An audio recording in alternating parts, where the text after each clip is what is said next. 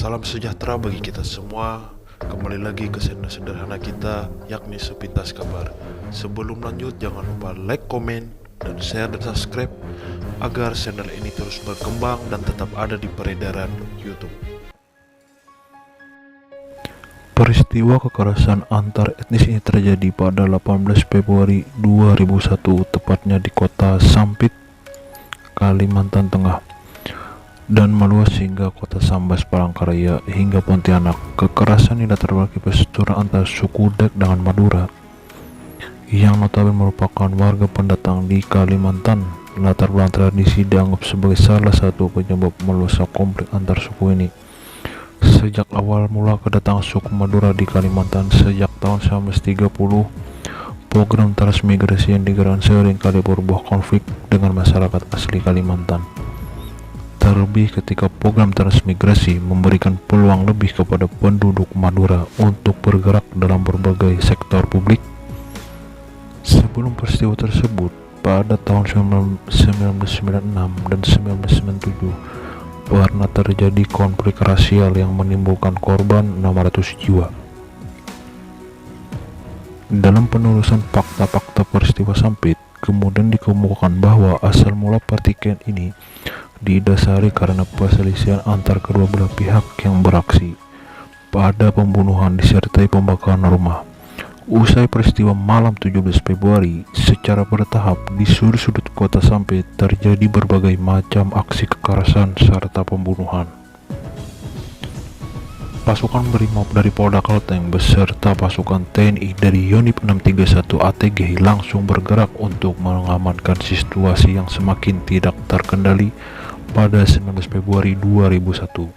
Selama awal mula konflik, suku Madura berhasil menguasai kota-kota dan melakukan berbagai tindakan kekerasan berlatar belakang dendam atas peristiwa-peristiwa sebelumnya.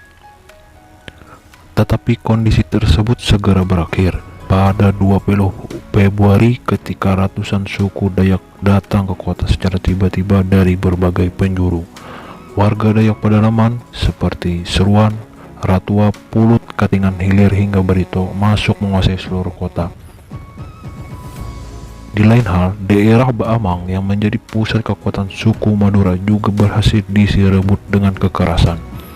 Para pemuda suku Dayak secara langsung memberikan dukungannya kepada masyarakat Dayak untuk dapat memberikan Sampit dari suku Madura. Berbekal dengan kekuatan magis, dengan cepatnya suku Dayak beratas di atas angin dan berhasil menghalau suku Madura hingga mundur keluar kota, serta banyak diantaranya kemudian mengungsi ke tempat aman yang disediakan aparat keamanan. Tercatat sebanyak 33.000 orang terdata sebagai pengungsi dari daerah yang tengah berkonflik. Kekerasan yang ditimbulkan selama peristiwa ini dikaitkan dengan tradisi suku Dayak, yaitu ngayau.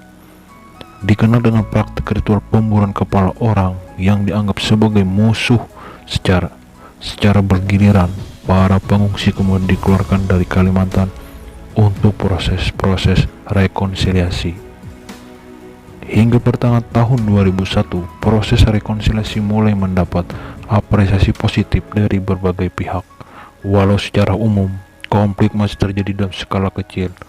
Suatu peristiwa yang tentu saja mengguncang kebinekaan bangsa Indonesia, dengan harapan tidak terjadi lagi peristiwa semacam ini dan menyebabkan terjadinya korban jiwa dan materi.